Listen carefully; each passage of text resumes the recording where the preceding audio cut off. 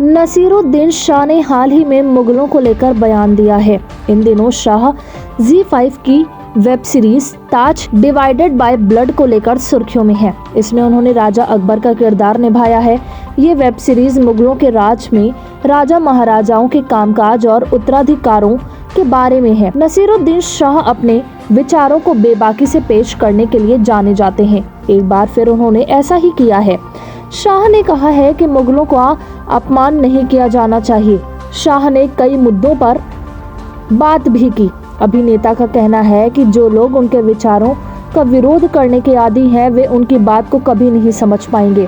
शाह से सवाल किया गया कि वह देश को कैसे देखते हैं, जो यह मानता कि इसके साथ जो कुछ भी गलत हुआ है वह मुगलों के समय से है। इस पर शाह ने कहा, यह मुझे हैरान करता है क्योंकि यह बहुत ही हास्यास्पद है। मेरा मतलब है, लोग अकबर और नादिर शाह या बाबर के परदादा तैमूर जैसे जानलेवा आक्रमणकारी के बीच अंतर नहीं बता सकते। शाह ने आगे कहा, ये वो लोग थे जो यहाँ लूट करने आए थे। मुगल यहाँ लूट करने नहीं आए थे, वे इसे अपना घर बनाने के लिए यहाँ आए थे और उन्होंने यही किया।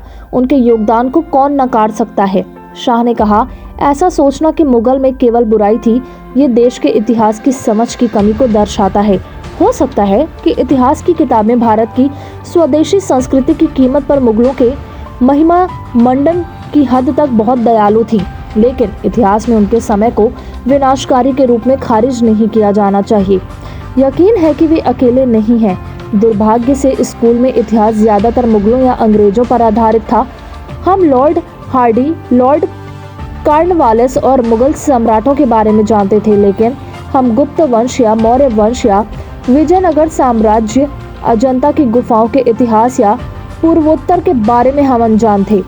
हमने इनमें से कोई भी चीज नहीं पढ़ी क्योंकि इतिहास अंग्रेजों या एंग्लोफाइल्स द्वारा लिखा गया था और मुझे लगता है कि यह वास्तव में गलत है। शाह ने कहा कि मुगलों को हमारी अपनी स्वदेशी परंपराओं की कीमत पर महिमा मंडित किया गया है। शायद यह सच है, लेकिन उन्हें खलनायक बनाने की भी जरूरत नहीं है। शाह ने कहा कि अगर मुगल साम्राज्य इतना ही खराब था तो इसका विरोध करने वाले उनकी बनाई गई स्मारकों को गिरा क्यों नहीं देते। शाह ने कहा, उन्होंने जो स्मारक बनाए हैं, अगर उन्होंने जो कुछ भी किया वह खराब था तो ताजमहल को गिरा दो, लाल किले को गिरा दो, कुतुब मीनार को गिरा दो। लाल किले को हम पवित्र क्यों मानते हैं? इसे एक मुगल ने बनवाया था। हमें उनका महिमा मंडन करने की जरूरत नहीं है, लेकिन उन्हें बदनाम करने की भी जरूरत नहीं है।